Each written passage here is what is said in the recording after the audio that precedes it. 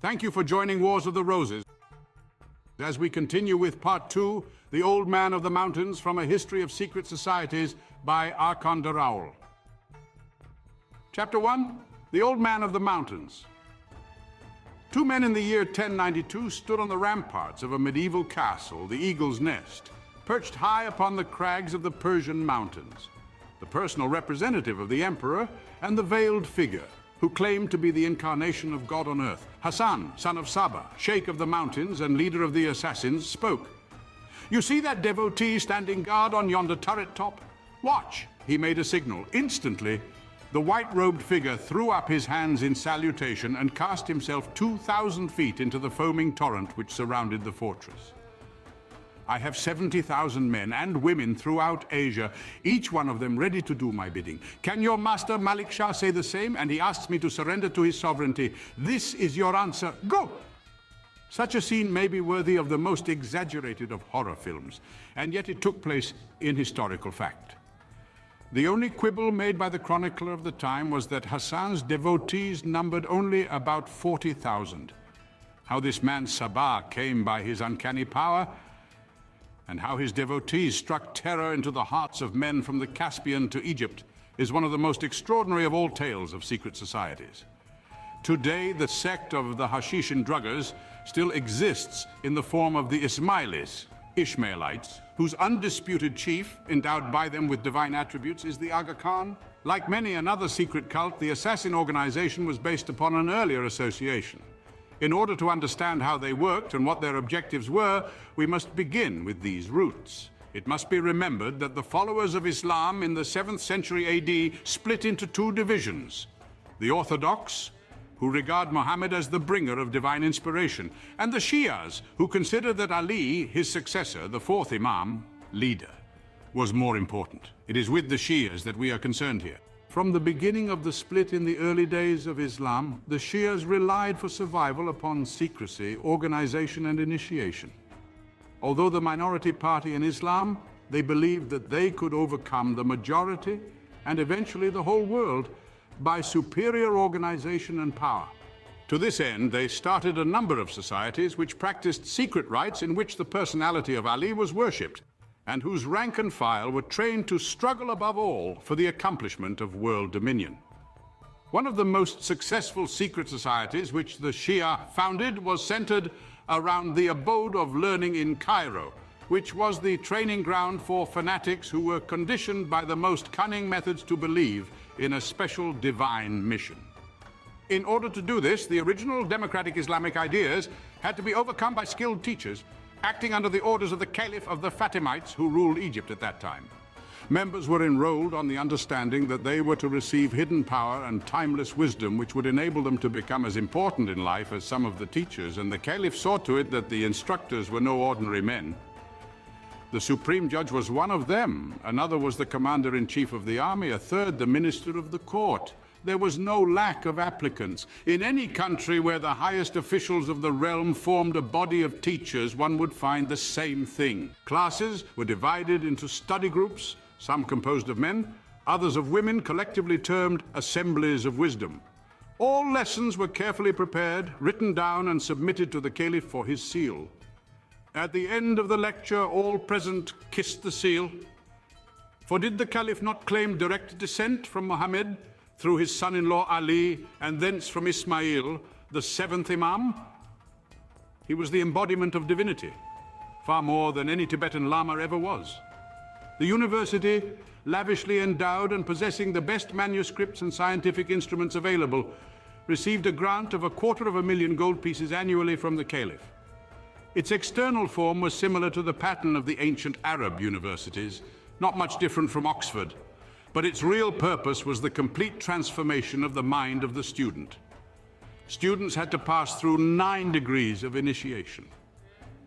In the first, the teachers threw their pupils into a state of doubt about all conventional ideas, religious and political.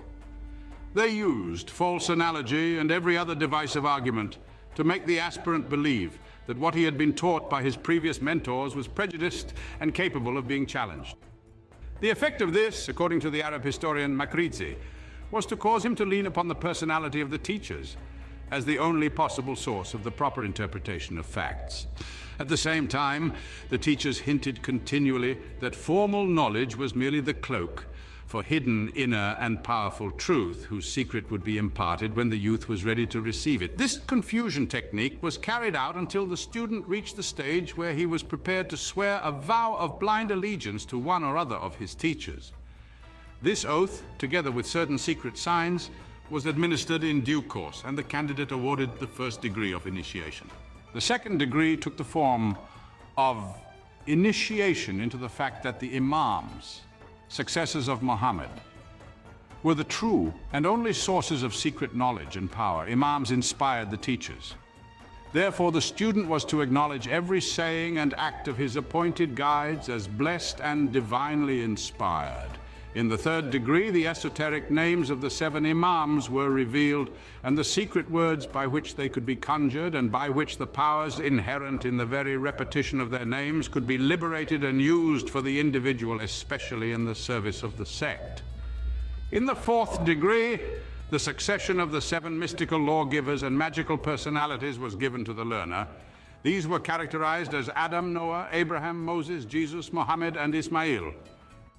There were 7 mystical helpers: Seth, Shem, Ishmael, Aaron, Simon, Ali, and Muhammad, the son of Ismail.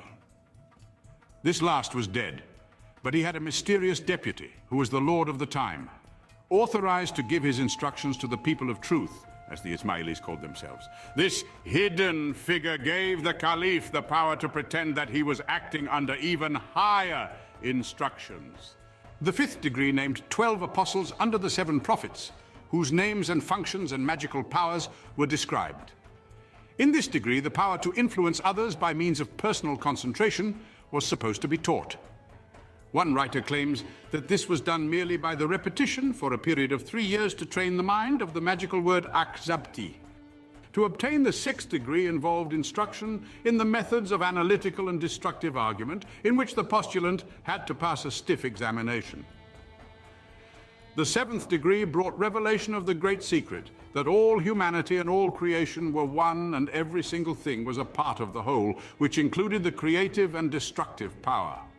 But, as an Ismaili, the individual could make use of the power which was ready to be awakened within him and overcome those who knew nothing of the immense potential of the rest of humanity. This power came through the aid of the mysterious power called the Lord of the Time. To qualify for the 8th degree, the aspirant had to believe that all religion, philosophy, and the like were fraudulent. All that mattered was the individual, who could attain fulfillment only through servitude to the greatest developed power, the Imam. The 9th and last degree brought the revelation of the secret that there was no such thing as belief. All that mattered was action. And the only possessor of the reasons for carrying out any action was the chief of the sect. As a secret society, the organization of the Ismailis, as outlined above, was undoubtedly powerful and seemed likely to produce a large number of devotees who would blindly obey the orders of whomever was in control of the edifice. But as with other bodies of this kind, there were severe limitations from the point of view of effectiveness. Perhaps the phase of revolt or subversion planned by the society did not in the end get underway. Perhaps it was not intended to work by any other means than training the individual. Be that as it may, its real success extended abroad only in 1058 to Baghdad, where a member gained temporary control of Baghdad and coined money in the Egyptian caliph's name. This sultan was slain by the Turks, who now entered the picture, and the Cairo headquarters was also threatened. By 1123, the society was closed down by the Vizier Afdal. The rise of Turkish power seemed to have discouraged the expansionist Cairo sect so strongly that they almost faded out, and little is heard of them after that date. It was left to Hasan, son of Sabah, the old man of the mountains, to perfect the system of the ailing secret society and found an organization which has endured for nearly another 1,000 years. Who was Hasan? He was the son of a Shia, Ali worshipper, in Khorasan, a most bigoted man who claimed that his ancestors were Arabs from Kufa. This assumption was probably due to the fact that such a lineage bolstered up claims to religious importance, then as now among Muslims. The people of the neighborhood, many of them also Shias, stated very decisively that this Ali was a Persian, and so were his forebears. It is generally thought that this is the truer version. As the governor of the province was an Orthodox Muslim, Ali spared no efforts to assume the same guise. This is considered to be completely permissible, the doctrine of intelligent dissimulation. As there was some doubt as to his reliability in the religious sense, he retired into a monastic retreat and sent his son Hasan to an Orthodox school. This school was no ordinary one. It was the circle of disciples presided over by the redoubtable Imam Muwafiq, about whom it was said that every individual who enrolled under him eventually rose to great power. It was here that Hasan met Omar Khayyam, the tent-maker, poet and astronomer, later to be the poet laureate of Persia. Another of his schoolmates was Nizam-ul-Mulk, who rose from peasanthood to become prime minister. These three made a pact, according to Nizam's autobiography, whereby whichever rose to high office first would help the others. Nizam, the courtier, became vizier to Alp Arslan, the Turkish Sultan of Persia, in a relatively short time. He helped Omar in accordance with his vow and secured him a pension, which gave him a life of ease and indulgence in his beloved Nishapur, where many of his Rubdaid poems were written. Meanwhile, Hasan remained in obscurity, wandering through the Middle East, waiting for his chance to attain the power of which he had dreamed. Arslan the Lion died and was succeeded by Malik Shah. Suddenly, Hasan presented himself to Nizam, demanding to be given a place at court. Delighted to fulfill his childhood vow, the vizier obtained for him a favored place and relates what transpired thus in his autobiography. I had him made a minister by my strong and extravagant recommendations. Like his father, however, he proved to be a fraud, hypocrite, and a self-seeking villain. He was so clever at dissimulation that he appeared to be pious when he was not, and before long, he had somehow completely captured the mind of the Shah. Tree of life design embroidered on the altar cloth and robes of a modern secret society. This design is Assyrian and seen in mystery cult use in places as far apart as India, Syria, and Germany. Malik Shah was young, and Hasan was trained in the Shia art of winning people over by apparent honesty. But Nizam was still the most important man in the realm, with an impressive record of honest dealing and achievements. Hasan decided to eliminate him. The king had asked in that year, 1078, for a complete accounting of the revenue and expenditure of the empire, and Nizam told him that this would take over a year. Hasan, on the other hand, claimed that the whole work could be done in 40 days, and offered to prove it. The task was assigned to him, and the accounts were prepared in the specified time. Something went wrong at this point. The balance of historical opinion holds that Nizam struck back at the last moment, saying, "By Allah, this man will destroy us all unless he is rendered harmless, though I cannot kill my playmate." Whatever the truth may be, it seems that Nizam managed to have such disparities introduced into the final calligraphic version of the accounts that when Hasan started to read them, they appeared so absurd that the Shah, in fury, ordered him to be exiled. As he had claimed to have written the accounts in his own hand, Hasan could not justify their incredible deficiencies.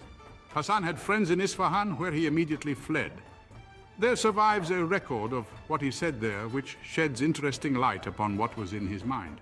One of these friends, Abu al-Fazal, notes that Hasan, after reciting the bitter tale of his downfall, shouted these words in a state of uncontrollable rage: "If I had just two devotees who would stand by me, then I would cause the downfall of that Turk and that peasant."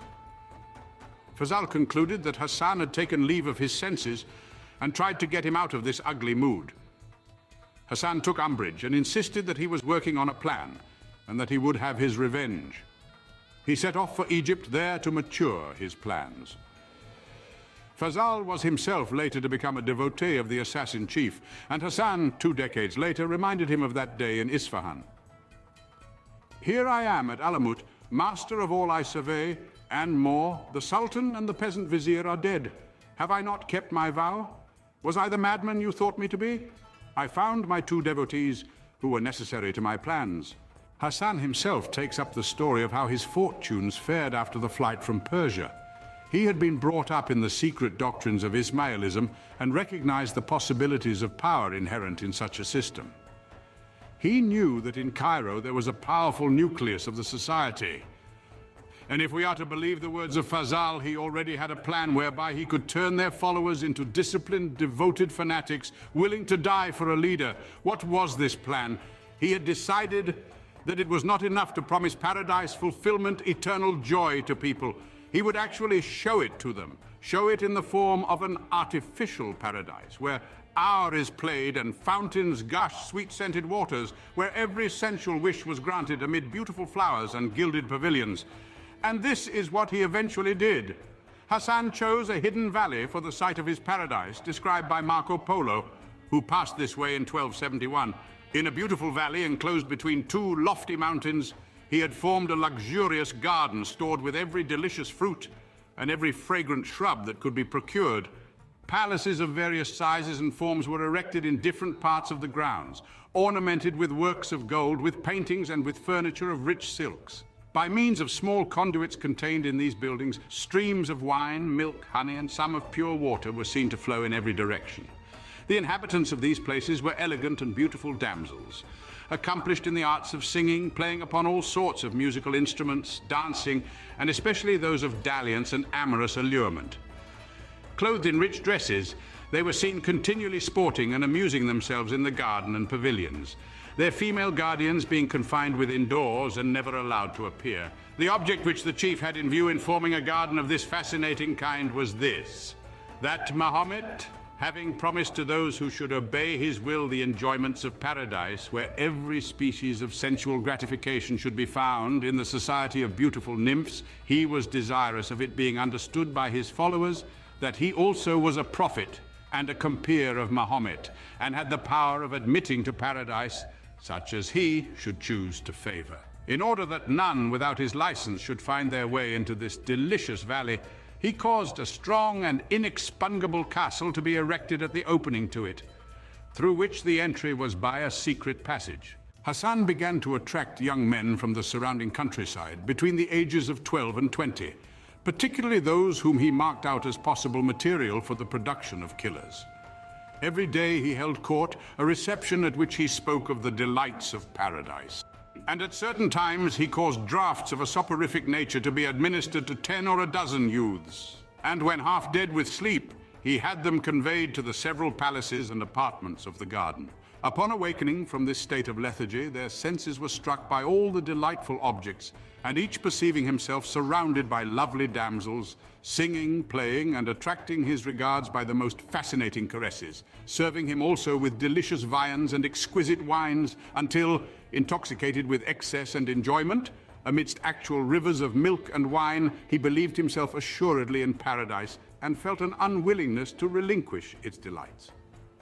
When 4 or 5 days had thus been passed, they were thrown once more into a state of somnolency and carried out of the garden. Upon being carried to his presence and questioned by him as to where they had been, their answer was, "In paradise, through the favor of your highness." And then, before the whole court, who listened to them with eager astonishment and curiosity, they gave a circumstantial account of the scenes to which they had been witnesses. The chief thereupon addressing them said, "We have the assurance of our prophet that he who defends his Lord shall inherit paradise, and if you show yourselves to be devoted to the obedience of my orders, that happy lot awaits you." Zeus was at first attempted by some, but the survivors were early told that only death in the obedience of Hasan's orders could give the key to paradise. In the 11th century, it was not only credulous Persian peasants who would have believed such things were true. Even among more sophisticated people, the reality of the gardens and hours of paradise were completely accepted. True, a good many Sufis preached that the garden was allegorical, but that still left more than a few people who believed that they could trust the evidence of their senses. The ancient art of imposture by Abd el-Rahman of Damascus gives away another trick of Hasan's. He had a deep, narrow pit sunk into the floor of his audience chamber. One of his disciples stood in this in such a way that his head and neck alone were visible above the floor. Around the neck was placed a circular dish in 2 pieces which fitted together with a hole in the middle. This gave the impression that there was a severed head on a metal plate standing on the floor. In order to make the scene more plausible, if that is the word, Hasan had some fresh blood poured around the head on the plate. Now certain recruits were brought in. "Tell them," commanded the chief, "what thou hast seen." The disciple then described the delights of paradise. "You have seen the head of a man who died, whom you all knew. I have reanimated him to speak with his own tongue." Later, the head was treacherously severed in real earnest, and stuck for some time somewhere that the faithful would see it. The effect of this conjuring trick plus murder increased the enthusiasm for martyrdom to the required degree. There are many documented instances of the recklessness of the Fidayeen devotees of the Ismailis, one witness being a Westerner who was treated a century later to a similar spectacle to that which had appalled the envoy of Malik Shah. Henry, Count of Champagne, reports that he was traveling in 1194 through Ismaili territory. The chief sent some persons to salute him and beg that, on his return, he would stop at and partake of the hospitality of the castle. The Count accepted the invitation. As he returned, the Dai el-Kabir, great missionary, advanced to meet him, showed him every mark of honor, and let him view his castle and fortresses. Having passed through several, they came at length to one of the towers, which rose to an exceeding height. On each tower stood 2 sentinels clad in white. These, said the chief, pointing to them, obey me far better than the subjects of your Christians obey their lords. And at a given signal, 2 of them flung themselves down and were dashed to pieces. If you wish, said he to the astonished Count, all my white ones shall do the same.